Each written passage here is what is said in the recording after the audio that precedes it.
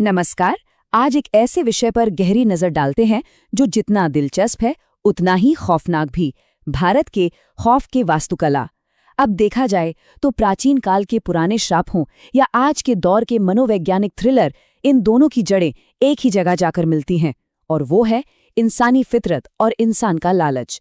आज के इस विश्लेषण में दो ऐसी कहानियों के पन्नों को पलटा जाएगा जो सदियों और दशकों की दूरी पर हैं, लेकिन उनका खौफ आज भी रोंगटे खड़े कर देता है।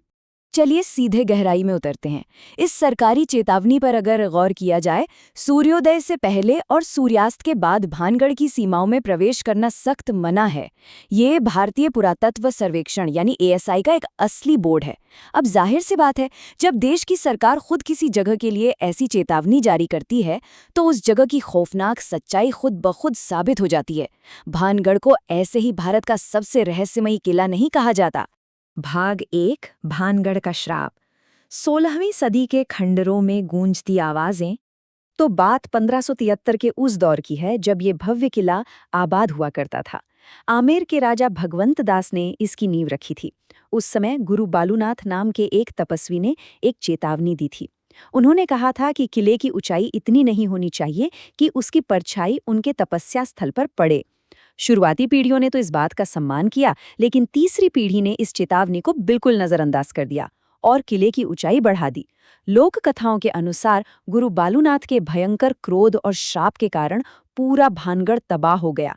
यहाँ तक कि 1783 में जो भयानक चालीसा अकाल आया था, जिसने अनगिनत जानें लीं, स्थानीय लोग आज भी उसे इसी श्राप का सीधा नतीजा मानते हैं। अब इस कहानी में सबसे दिलचस्प मोड़ तब आता है जब पता चलता है कि भानगढ़ की तबाही की सिर्फ एक ही कहानी नहीं है। एक दूसरी कहानी जुड़ी है सिंधिया नाम के एक तांत्रिक से। तांत्रिक यानी जो काले जादू और तंत्र मंत्र का जानकार हो। अक्सर इन्हें खतरनाक और अलौकिक जुनून से जोड़कर देखा जाता है। हुआ यूं कि इस सिंधिया को भानगढ़ की बेहद खूबसूरत राजकुमारी रत्नावती से एक जुनूनी प्यार हो गया था और वो किसी भी कीमत पर उन्हें पाना चाहता था। इस जुनून ने एक बेहद खौफनाक रूप ले लिया। हुआ कुछ यूं, सिंधिया ने राजकुमारी के बालों के तेल पर एक बहुत ही काला जादू कर दिया। लेकिन राजकुमारी रत्नावती बेहद समझदार थी। उन्होंने उसकी चाल को तुरंत भांप लिया और उस तेल को उठाकर एक बड़ी चट्टान पर फेंक दिया। अब जादू का असर देखिए। वो चट्टान खुद ब खुद तेजी से लुढ़कने लगी और सीधा जाकर उस तांत्रिक सिंधिया को कुचल दिया। अपनी आखिरी सांसें लेते हुए उस तांत्रिक ने एक भयानक श्राप दे डाला कि राजकुमारी सहित भानगढ़ के सभी लोग मारे जाएंगे और उनकी आत्माएं हमेशा के लिए वहीं कैद होकर भटकती रहेंगी। और शायद इसी का नतीजा है कि आज भी वहां के लोगों का दावा है कि रात में एक अदृश्य बाजार सजता है। अचानक हंसने और चीखने की आवाजें गूंजती हैं, और जो कोई भी रात में वहां रुकने की हिम्मत करता है वो या तो अपना मानसिक संतुलन खो बैठता है या मारा जाता है। लेकिन कहानी का एक दूसरा पहलू भी है। पैरानॉर्मल सोसाइटी ऑफ इंडिया की एक टीम ने वहां बाकायदा जांच की थी। उनके उपकरणों में कुछ अजीब हलचल जरूर रिकॉर्ड हुई, लेकिन आत्माओं का कोई पुख्ता सबूत नहीं मिला।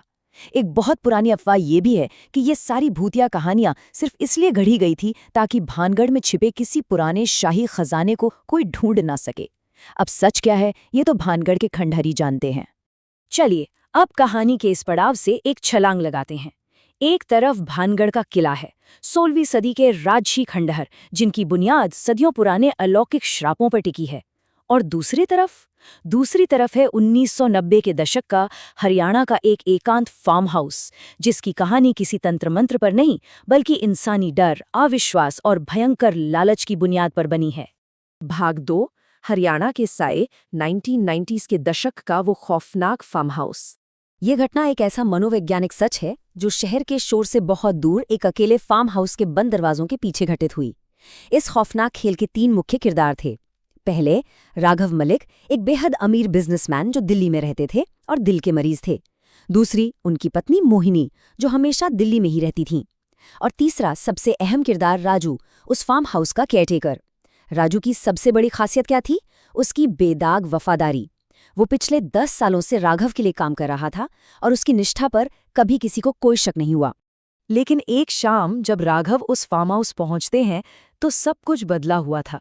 हमेशा खुशी से स्वागत करने वाला राजू तबेले में छुपकर बुरी तरह कांप रहा था। राजू ने दावा किया कि उसने एक बिना सिर वाली बहुत ही लंबी औरत को देखा है। जाहिर है राघव को पहले यकीन नहीं हुआ, लेकिन फिर उन्हें भी अजीब-ओ-गरीब हंसने और कांच के टूटने की आवाज़ें आने लगी। घबराहट में जब राघव अपनी कार से भागने की कोशिश करते हैं तो पता चलता है कि कार लॉक है और चाबियां उसी डरावने घर के अंदर बंद हैं। खौफ का एक ऐसा जाल बिछ चुका था जिससे बाहर निकलना नामुमकिन लग रहा था। और समय के साथ साथ खौफ बढ़ता ही जा रहा था। शाम 5:30 बजे राघव उस सन्नाटे से भरे फार्म हाउस पर पहुंचते हैं। रात के ठीक 9 बजे बिजली विभाग की पूर्व सूचना के अनुसार एक बड़ा पावर कट होता है और पूरा इलाका घुप अंधेरे में डूब जाता है। उसी अंधेरे में एक परछाई राघव के सामने आती हैं और वो दिल के मरीज होने के कारण डर के मारे बेहोश होकर गिर जाते हैं। जब उन्हें होश आता है तो रात के 2:50 बज रहे थे और ठीक 3 बजे जब बिजली वापस आती है तो खौफ का वो असली खूनी चेहरा सबके सामने आ जाता है।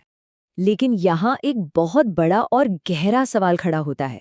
क्या उस फार्म हाउस में वाकई कोई अलौकिक शक्ति या कोई साया था, या फिर उस घने अंधेरे में कुछ ऐसा छिपा था जो किसी भी भूत या पिशाच से कहीं ज्यादा खतरनाक था? भाग 3 फार्म हाउस की साजिश कहानी में आने वाला सबसे भयंकर मोड़। जब कमरे में रोशनी वापस आई तो उस डरावनी रात का असली सच बेनकाब हो गया। ये कोई भूतों की कहानी नहीं थी, ये तो बहुत ही ठंडे दिमाग से रची गई एक हत्या की साजिश थी। रात के 2:50 पर जब राघव जमीन पर गिरे हुए थे, उन्होंने अंधेरे में उस परछाई को फोन पर बात करते हुए सुना था। उसके शब्द थे, मैडम, मैं सिर्फ उन्हें बेहोश ही कर पाया, उन्हें दिल का दौरा नहीं पड़ा। क्या मैं उन्हें पास वाले खेत में दफना दूं? जी हाँ, वो परछाई, वो खौफनाक भूत कोई और नहीं बल्कि 10 साल से वफादार रहने वाला केयरटेकर राजू था, जो फोन पर राघव की हत्या की योजना पर बात कर रहा था। तो इस पूरी साजिश की मुख्य वजह क्या थी? सिर्फ लालच, और वो लालच था फार्म हाउस की संपत्ति के इस 5% हिस्से का। राघव की पत्नी मोहिनी ने ही ये पूरा खौफनाक नाटक रचा था। वो जानती थी कि राघव दिल के मरीज हैं। उसका प्लान था कि राजू नकली भूत बनकर राघव को इतना डरा दे कि उन्हें दिल का दौरा पड़ जाए और उनकी मौत बिल्कुल प्राकृतिक लगे। और इस घिनौने काम के बदले मोहिनी ने राजू को अपनी विरासत का 5% हिस्सा देने का पक्का वादा किया था। लेकिन इस पूरे जाल में एक बहुत बड़ी खामी थी। जब मोहिनी अपनी साजिश के सफल होने की उम्मीद में वहां पहुंची, तब राघव ने एक ऐसा सच बताया जिसने पूरी बाजी ही पलट दी। राघव ने मुस्कुराते हुए कहा, मैंने 1 हफ्ते पहले ही इस फार्म हाउस का सौदा तय कर लिया था। सारे पैसे मेरे पास आ चुके हैं, अब ये जगह मेरी है ही नहीं। जो खौफनाक जाल इस संपत्ति को हड़पने के लिए बुना गया था, वो असल में एक ऐसे फार्म हाउस के लिए था जो पहले ही बिक चुका था। इसके बाद जो कुछ हुआ वो रोंगटे खड़े करने वाला था। जब राजू को एहसास हुआ कि उसने अपने 10 साल के मालिक को एक बिल्कुल झूठे और खोखले वादे के लिए धोखा दिया है, तो वो अंदर तक टूट गया। वहीं मोहिनी दरवाजे पर अपनी दौलत की उम्मीद लिए खड़ी थी। तभी एक झटके में भयंकर पछतावा और गुस्से में भरे राजू ने अपना चाकू सीधा मोहिनी के सीने में उतार दिया, जिससे उसकी वहीं मौत हो गई। और फिर एक भयानक अपराध बोध में डूबकर राजू ने खुद की भी जान ले ली, और राघव वो बिना एक खरोंच लगे वहां से सुरक्षित दिल्ली के लिए निकल गए। भाग 4 असली दानव, छिपी हुई वो सच्चाई जिसे समझना बहुत जरूरी है। अब इन दोनों कहानियों को अगर एक साथ जोड़कर देखा जाए तो एक बहुत ही गहरा सबक सामने आता है।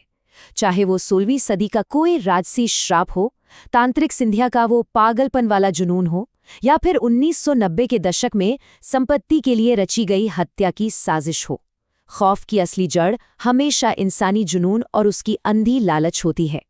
भानगढ़ की खंडर हो या हरियाणा का वो फार्म हाउस, दोनों ही भूतों से नहीं बल्कि इंसानी कमियों और लालच से तबाह हुए। इसलिए अंत में ये सवाल हमें बहुत गहराई से सोचने पर मजबूर करता है। जब बत्तियां बुझ जाती हैं और चारों तरफ घना अंधेरा छा जाता है, तो वास्तव में ज्यादा खौफनाक क्या होता है? सदियों पुरानी कोई भटकी हुई प्रतिशोध से भरी आत्मा, या फिर हमारे सबसे करीब रहने वाले लोगों का असीमित और खौफनाक लालच? ये एक ऐसा विचार है जो आसानी से पीछा नहीं छोड़ता। इस पूरे विश्लेषण से जुड़ने के लिए बहुत बहुत धन्यवाद।